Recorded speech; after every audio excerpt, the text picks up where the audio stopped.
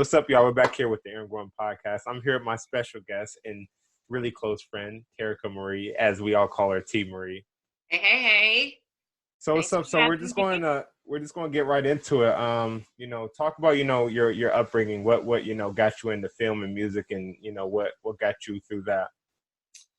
So I basically started when I was young. I just started singing in the choir at church, and I got inspired to write my own music by my dad when he had his good old band back in the day. And they just inspired me to write music, and so I started doing that. And as I got older, I began to get into choir and stuff like that. And I feel like choir in high school helped me with the transition into theater. I did my first theatrical performance my senior year at North Central as Trix the Aviatrix coming down from a plane.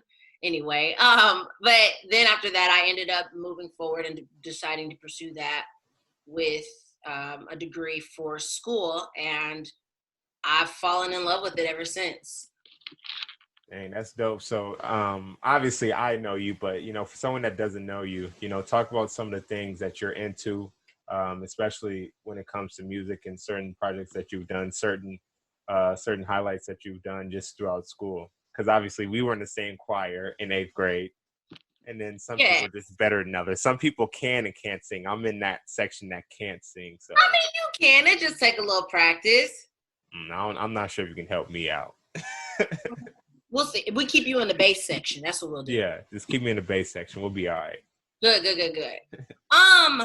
So since I have been at Ball State, opportunities started flourishing immediately. Like, our first semester here, you audition. There are theme parks or theaters, small regional theaters that come, and basically they hold auditions at the university. And I was blessed with the opportunity of getting booked with Kings Island, an amusement park in Mason, Ohio, as a freshman, and that was a fun experience. You make a good buck, meet some good people. It's a very exhausting thing, but it's very fun. And then from that, I did amusement park, I think 3 seasons in a row. And then after that, I ended up doing a bunch of community theater and then doing shows here at our university, and played some lead roles and plays and in musicals. And then I got my first professional regional theater gig last year at Beef and Boards Dinner Theater in Indianapolis. And I played Lorraine / Dynamite #2. And it was good. I got my equity points. And if you don't know what equity is, it's basically like there are points that you get when you work professionally that lead up to you getting an equity card. And then once you become equity, you're a legit professional theater performer covered by the equity, like in regards to insurance. So you make a nice penny type so of like situation. what would be a good number for equity? So how they do the scoring of it? So how you do it is how many weeks you've worked. So I worked at Beef and Boards for 9 weeks. That gave me 9 points. And before you get your equity card, you have to get 25 points. And then once you get 25 points, you can decide whether or not you want your card or not. And if you don't, then you keep going. And the next time you will get offered to get your card will be at 50. So every 25 points. But once you become equity, you pay like a monthly fee, because it means that like they are covering you, your health insurance and stuff like that. And you're going to be taken care of at whatever job you're doing. Dang, that's really dope. So, Yeah. So let's talk about what got you inspired to sing. When you were at a young age, like what got you there? I think for me as a young girl, I always just wanted to sing. Never really knew how. So there were always, okay, Terica, be quiet. You singing too loud type of conversations. Yeah. But I've had a ton of those. Okay, it's fine. We don't have to go there. But especially at Westline. Especially, yeah. I think for me, seeing like I said, my father do his music, but then also like the music that my mom would play was always like neo soul, India Arie, Jill Scott, Lauryn Hill type of thing. And that's what I grew up on. And for me, what inspired me about those women was their way of how they use their lyrics and how they use the songs to tell stories that I know for me, like when it comes to music, I'm able to tell a story that I probably cannot say in a conversation between two people. And so hearing those women, it inspired me to begin writing, and seeing Beyonce and Destiny's Child and all of them was like, oh, I want to be a national superstar. How do I perform that way? We still marking up that tree, but like for me, that was like, I know that these women are great at it. I know that I can sing, and I know that that's what I want. Okay, how do I go about getting this? Because that's me. That's what I want to do. Type of conversation. So that was my inspiration. Them ladies and my family. Yeah. So talk about, the counterpoints where you're at North Central. Obviously, you guys have multiple state championships. Talk Yeah. about that entire experience, because you were definitely one of the youngest. When you were there, you were definitely one of the youngest people in counterpoints when you were there. Talk about that experience of being a young pup to them being the leader by the time you were a senior. Oh, counterpoints was literally my everything. I got into counterpoints my sophomore year in high school, but I originally started as a descant my first semester. And our second semester, Mike Ronick, the teacher who is over the group now, was like, okay, can you join us for our show choir season? It was no one had ever done that before. And I was like, okay, fine. And so like that had happened, and I knew that like I enjoyed dancing and singing at the same time, because I was also doing our dance team in high school, and counterpoints had the ability to do both. So I was like, oh, this is it. And I think for me, it was just like it was just a wonderful experience to be around people who had fun doing the same things that I loved. And we would have sleepovers. We traveled to Paris. We did the car washes. I mean, it was the whole nine. And then when the state championships come around, is who wants to be a counterpoint? Everybody, because it was a big deal, like bring it on again type of situation. But the climb was awesome. At the end of my senior year, me and Grace Freese, Ace Boogie, we became dance captains, and we won a championship that year. So I don't know. Counterpoints was literally my life in high school, and I think it was a good experience and something that helped me grow as a performer in general. So shout out to Panthers. So, all right. So I know you talked a little bit on, the gig at Kings Island. I've obviously saw you perform there, and it was really fun. Talk about that entire experience of getting the job and actually going there, and what type of stuff you did while you were there, your entire day of performing. Okay. So like I said, Kings Island, they will come to Ball State and host an audition in our student center, and then on that day, you either got a blue card, a green card, or a gold card. And I was blessed to get a gold card. And then from that, at the time, they weren't providing housing. So I had to find a place to live. So I was like texting all my friends, like, who do you know who goes to the University of Cincinnati? Like, can you help me out? So then I ended up finding a spot out there. And then you get there, and your first week or two is rehearsals, and they're long days, like 8 to 10 hour rehearsals. There's some breaks in between, but you basically are learning choreography first, and then in the second half of the day you'll learn your music, and then by the end of the day you'll find ways to incorporate both your dance and your song. Then you'll do the costumes, and then there's a tech rehearsal, and then eventually you open up to the park. And when your show opens, you do, what do we do? 3 to 4 shows a day, and they were like 28 to 30-minute shows that we would do, and there would be 15-minute breaks in between each one. So your endurance had to like be. Yeah, you guys were out really, there. yeah, a lot. But it was a good experience. I think for me, it really like helped me grow as a performer as well, like in regards to understanding like if Broadway was ever to be a thing, like it helped me build my stamina. It helped me sing current songs that you hear on the radio, and the costumes were dope. So it was good. And then on your breaks, you get to go ride roller coasters. Who doesn't want to work at an amusement park their first few years of college? So, yeah. So talk about the other work that you done at school. I know you said that you were doing some stuff at school. Talk about that. How did you get into that, and what was your typical day like at school when you used to perform? Um, let's see. So we in the theater department have like a very strict schedule. You would have your acting classes. You would also have your dance classes, and then you would have like your theater history classes. And yeah, you would go through those classes, and you had to like determine what your schedule looked like as a student. And then after classes, if you have like a job, for me, I worked on campus at the testing lab, and it's literally the easiest job here at Ball State. You literally just check people in and make sure they don't cheat. And if you're me, you really don't care if they cheat, but don't tell your friends. Then after that, you would have like a little break in between, and rehearsals normally would start around 7 o'clock, and they would go until 10:30.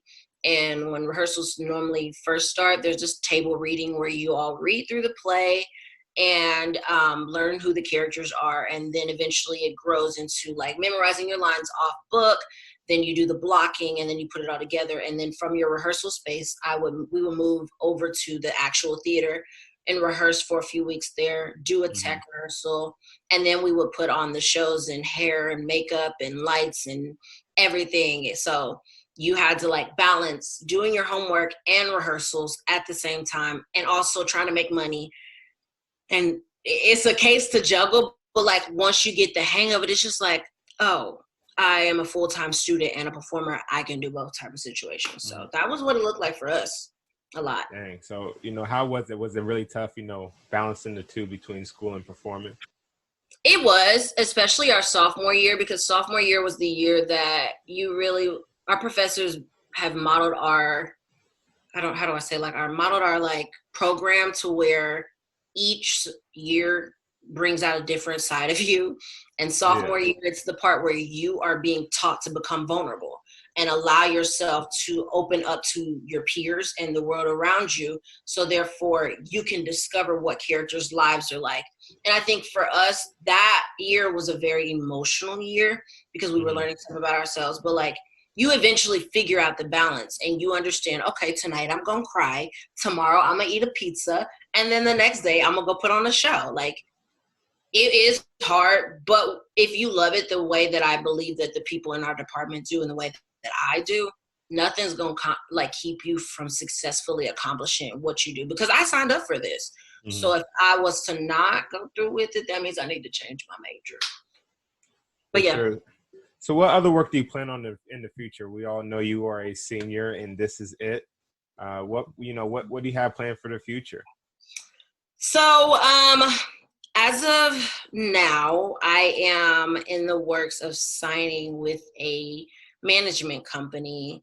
And basically from that, your managers, or if you decide to get an agent, I'm also freelancing with agents in Chicago. So I'm in the process of determining if I'm going to continue to stay with this agent in Chicago and have a manager in New York at the same time, or if I'm going to get an agent in New York, because my ultimate goal is going to be to move to New York.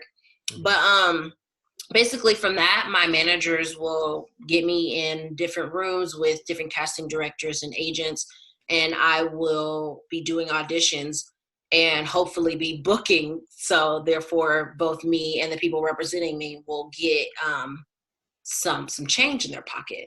And then from there, also, I plan on dipping into film and television.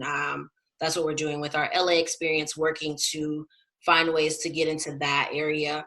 So that's also in the plans. And then right now, my producer and I are, indigestion, in the works of working on a project that we've been doing for a few years. So Terica will be performing and doing music and hopefully be seen on somebody's screen. Oh, for sure. Yeah. So, why is that move to New York so important to you? Or you said New York or Chicago? Or do you know? Yeah, I think Chicago, the reason why I say Chicago right now is because a job opportunity that I'm in the works of potentially, hopefully, Lord, getting. But if not, then New York is where my heart is. I love that city. Every time I go. So you like New York because of the work, or you just like it as a place to live? I like it for both, Erin. I Yeah. love the atmosphere that New York has to offer. I have such a wonderful community already out there that, like, if I ever needed a place to stay, a couch to sleep on, it's there. But then also, I think the energy in New York is what gives me the high that I love the most about New York, because everyone is on a mission and Yeah. everyone is moving. And for me, I love that type of energy because it motivates me and inspires me to continue to move and not quit on what it is that I want to do. And then also, it's fun. Ain't nothing like Yeah. what? It's some Yeah. nice hole in the walls. It's funny because as soon as I leave, that's when you want to start going and visit and planning on moving there. Listen, you ain't gotta stay away. You can come down. For We can have sure. a good time. But yeah, Yeah, New York is where my heart is, and that's where my managers are. So that's probably where I'll end up being. for sure. Yeah. So you saying no to LA or what's the deal there? Okay. So I'm not saying no to LA. Prior to our New York showcase, my answer was is I'm going to go where the work is. And if God gives me an opportunity that is in LA, if that means I'm doing a film or if I'm doing theater or whatever, or I'm making an album out there, then by all means, that's where I'm going to go. So I'm not like tied down to saying New York or nothing type of situation. I am down for all of them because New York, Chicago, and LA are all wonderful cities, Yeah. and I would love to be in any of them. So lastly, can you just talk to me about how all this works in terms of just for anybody that wants to get into the business of performing arts, certain things like that? What would you tell them? Um, First, make sure you're passionate about it because if Hmm. you're not, you're going to hate this because there are going to be long nights of rehearsals. There are going to be sweaty dance classes. It's going to be a lot, but like the moment you decide, oh, this is it, it's going to be fine. I think the biggest thing with this industry is talk to people, network, ask questions, don't assume that you know everything. And then like research, do your research about like if you're wanting to go to college and do theater, look at the top few, but then also call somebody, hey, can I talk to like a current student? Because here at Ball State, we have a perspective program and we try to make our perspectives, the seniors who are about to graduate from high school, feel as welcome as possible. And when you get here, it's just like a family oriented feeling. If you want that, then that's exactly where you should go. Be ready to memorize a lot of lines because that's a thing. You got to Hmm. be on your toes. But also be confident in who you are. I know a big thing with this industry in general, music, performing, anything, is in order for you to be successful in it, you got to believe that you are truly enough because there are going to be people left and right telling you, no, sorry, you're not good for this. No, sorry, I don't think you're good enough. Hmm. And if you get enough no's, eventually you'll start thinking, oh, am I okay? I'm like, am I good? Hmm. But that should never be a thing. Believe that you are because you got to where you are today. And just because you got to know, it don't mean no, it mean not yet, or that's not the door for you. So like have that drive. Um, and also let yourself be creative because even though this industry is already like a set concrete situation, it's also about creativity because it's not cookie cutter. You have to have your own flair. You got to be able to put yourself in the roles or in the music or on the stage. So therefore you can tell the story or you can inspire other people. So genuinely be yourself. Hmm. That'll get you far. For Yeah. sure. So thank you for this interview. Tell people where you can follow you at, where they can follow you at. You can follow me on Instagram at Terica Marie and Facebook at Terica Marie as well. TikTok I'm still working on, so but anything, Terica Marie. Yeah. All right, for sure. Thank you for your time. I hope you Thank enjoy the you. rest of your time in college. Yes, thank you, and you as well. Good luck For on sure. everything else. All right, thank you. Yeah.